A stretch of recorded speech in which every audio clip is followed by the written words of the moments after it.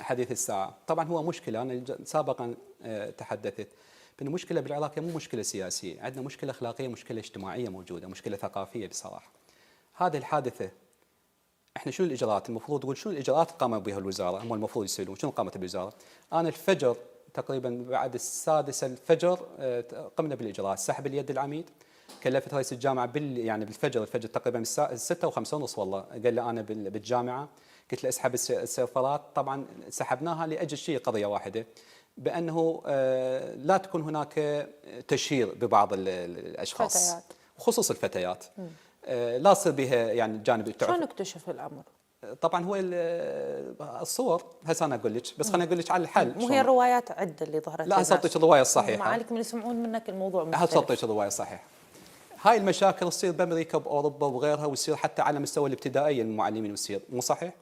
احنا المشكله اللي صارت هدفها مو هدفها مثل تسليط الضوء على هذا الخطا اللي صار، لا هو هدفها بعضهم خلاه جسر للتسقيط السياسي، بعضهم خلاه يعني هو مشكله عنده بهذا بالسوشيال ميديا، بعض القنوات الفضائيه تربطه بغير برامج او بغير ملفات. البعض راسا راح على اعصابه للحق، راح على مباشره اولا عميد الكليه لا ينتمي لا من قريب ولا من بعيد سواء العصا بالحلق او لغيرها. الرجل احنا عندنا لجنه، رئيس الجامعه، شلون اختيار العميد؟ رئيس الجامعه يختار لنا 5 شخصيات، يقول ذولا يصلحون ان يكونوا عميد. طبعا هو ما يباوع شنو بداخله وشنو الجانب الاخلاقي، وين يدري بيه تعرفين. هو اذا بالجانب التدريسي، الجانب التدريسي، الجانب كفاءته العلميه، يرشح لنا 5. عندنا لجنه عليا موجوده بالوزاره، ما تكتفي بترشيحات رئيس الجامعه، يصير اختبار ويصير لقاء لهؤلاء ال5، يختارون مثلا يقول يابا هذا يصلح، هذا ما يصلح، هذا يصلح. اذا صلحوا 2 3 نوبه وين ترفع للوزير.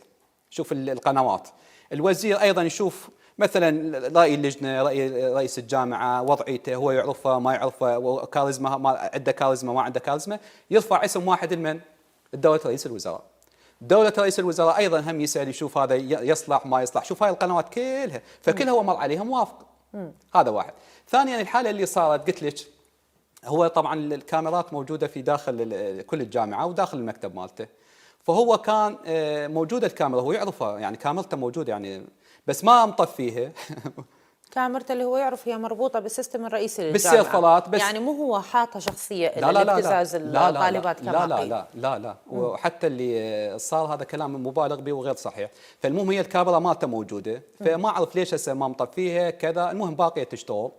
فهاي طبعا بالمناسبه يوم 9/3 هي اعتقد يوم 9/3 يعني مو هسه.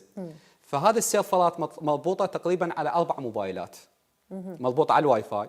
فواحد من عندهم شلون وصل لها؟ هل واحد من الشخصيات او تم اختراق هذا الموبايل مال احد الاشخاص، تم التشهير به. طبعا اكو حالات هي مو بس بالتعليم، حتى بالمؤسسات الاخرى تصير هاي الحالات الموجوده، بس شلون احنا نعالجها؟ راسا طوقنا الموضوع. للاسف الشديد تعرف السوشيال، لانه مؤسسه التعليم مختلفه، يعني هي الثقافه ووضعها عمليه تعليم طبيعي وتدريس طبيعي هاي التعليم. بس احنا شوف شنو المو طبيعي اذا ما اتخذنا اجراءات، المو طبيعي اذا ما سوينا. طبعا هو السؤال اللي يطرح نفسه، هو هذه افعاله بعد التحقيق وياه مسبقه لو؟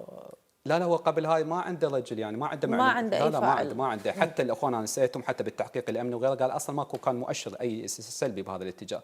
المهم قمنا بالاجراءات مباشره، سحب يده، قلنا اوقف اقعد، سحبنا اليد، شكلنا لجنه تحقيقيه، اللجنه التحقيقيه جاي تشتغل يمكن يومين 3 ايام راح تعلن. بعدين ما اعلنت النتائج طبعا يوم 3 بس سحبت اليد من عندنا كصلاحيه وزير. انت تعرفين ما تقدر تقومين باجراءات يعني غير قانونيه، بس واحده من عندها صلاحيه ان اسحب يد العميد، سحبت يده وقمنا باللجنه التحقيقيه. اللجنه التحقيقيه طولها يومين 3 تقريبا، لان هناك بعض الشخصيات لازم نحقق وياهم. شلون تطمن اهالي الناس على بناتهم وابنائهم بالجامعات بعد اللي شافوه؟ العلي احنا ما نقصر، تعرف ذول بناتنا سي السحر، وهذا ما يمثل، لا يمثل جامعه البصره.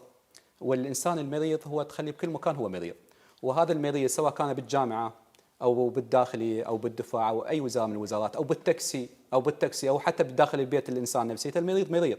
احنا اللي علينا نسوي اجراءاتنا هاي واحده من عتين. بالمناسبه ليش اقول رب ضاره نافعه؟ اليوم انا شكلت لجنه عليا، هاي اللجنه العليا ترتبط مباشره بالوزير وتتابع كل الجامعات. التوعيه راح نشتغل عليها، الجانب الثقافي الفكري طبعا حتى الجامعه، للطلاب ام للاساتذه؟ الطلاب والاساتذه والكل. تصير ندوات ثقافيه فكريه، ننشط هذا المجال. هذا واحد. ثانيا سوف يكون هناك ايميل او رقم موبايل لكل الشكاوي سواء كان الطالبات او الطلبه او الاساتذه او الابتزاز، اي واحد يريد انت يبتز فاتح بابك للكل حسب ما بدنا نشوف. موجود، بس خلي اسرع شيء شنو هو؟ بعليك مخصص يوم للقاء الناس؟ نعم، يوم الاثنين نخليه، بعض المرات اذا كنت بسفر ناجله، بس يوم مخصص لمقابله الناس. وطبعا هو مو بس يوم الاثنين، دائما هناك مرات يجون مراجعين خصوصا من المحافظات، اهلا وسهلا ومرحبا بهم.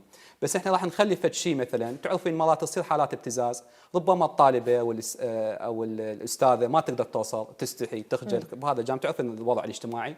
راح نخلي ايميل طبعا، ونحافظ على هذه السريه التامه، او رقم موبايل، ونخلي شخص مباشر مرتبط بالوزير. بس عندي سؤال، اللي اكتشف مع الامر بالفيديو او بالصوره اللي ظهرت، هي طالبه ام موظفه؟ هذه حسب من خارج الكليه؟ هي حسب شو اسمه، حسب الان بدوا يعني بالتحقيق بانه هي موظفه.